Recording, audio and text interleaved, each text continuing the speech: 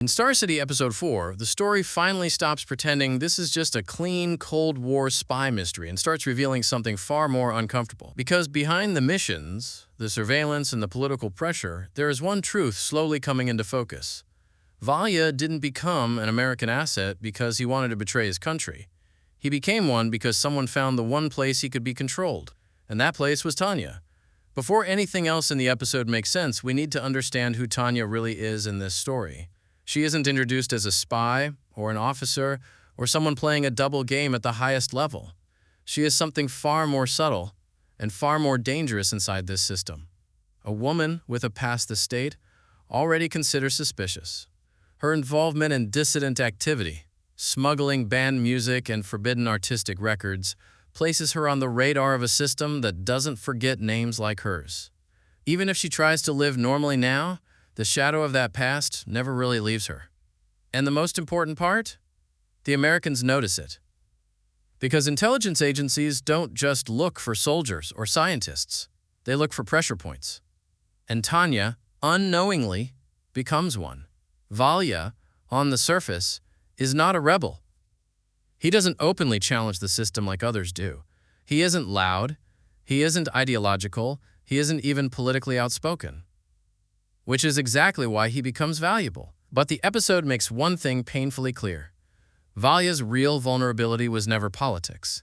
It was love. By the time the Americans step in, Valya and Tanya are already deeply connected, already married, already emotionally dependent on each other in ways neither of them fully admit.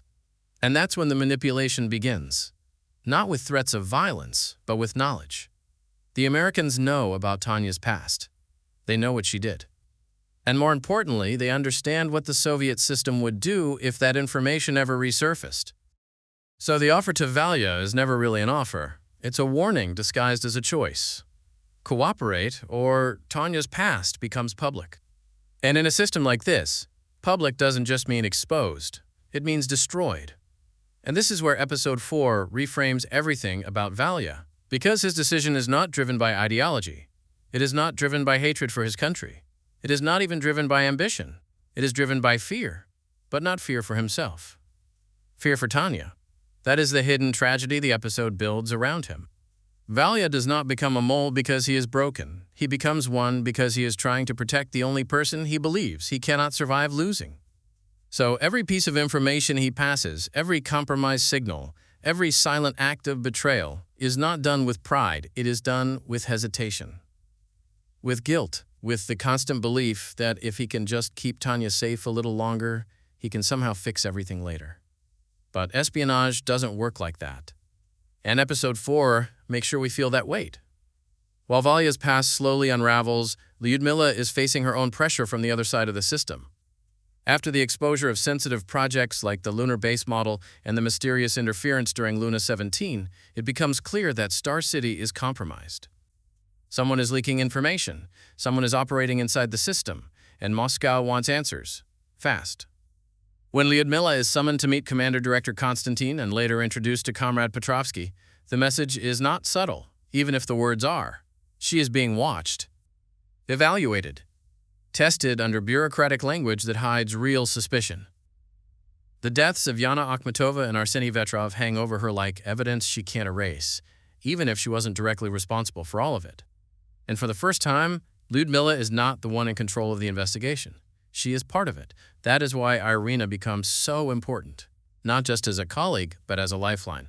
Because if Irina fails to find the truth, Lyudmilla's position doesn't just weaken, it collapses. And while all of this unfolds inside the intelligence structure, Episode 4 quietly shifts into something more human through Anastasia and Sasha.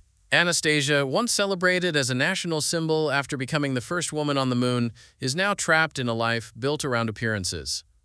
Lectures, school visits, controlled public events. She is no longer allowed to go on missions because she is too valuable, which is just another way of saying she is too useful as propaganda to risk losing. And beneath all of it, she is slowly disappearing as a person.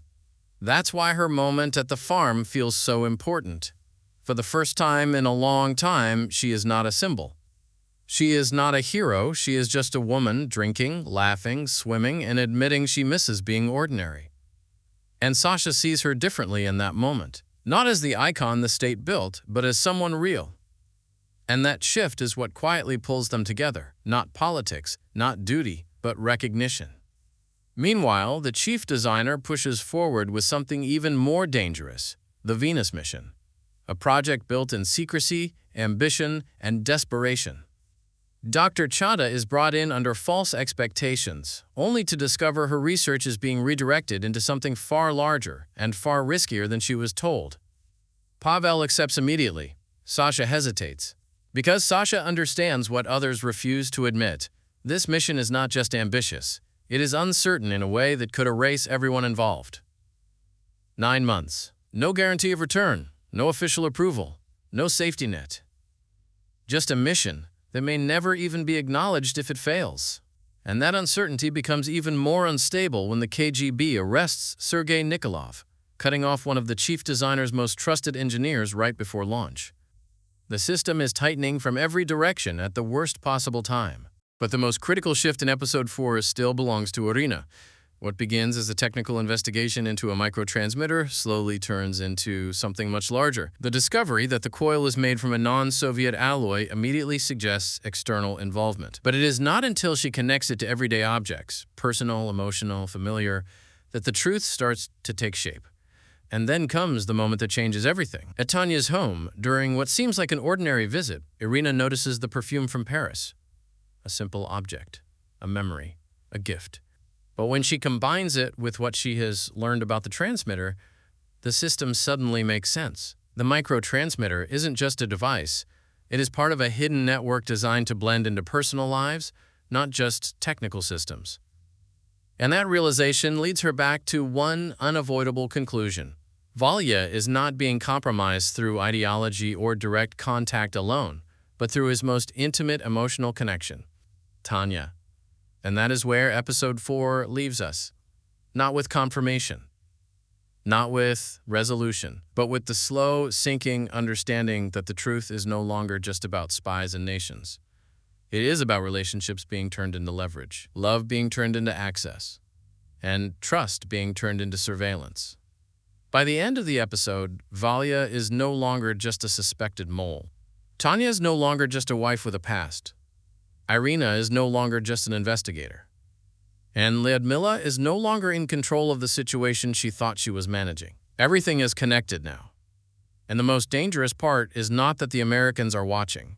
It's that everyone inside Star City is already part of the system being watched.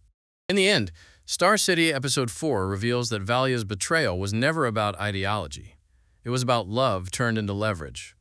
Tanya's hidden past gave the Americans the perfect entry point, not by breaking Valya, but by cornering him emotionally until cooperation felt like the only way to protect her. It reframes him not as a classic traitor, but as someone trapped inside a choice that was never really his. As Irina closes in, the investigation stops being about uncovering a mole and becomes about exposing how deeply personal relationships can be weaponized inside Star City. No one is fully safe, and no truth feels clean anymore.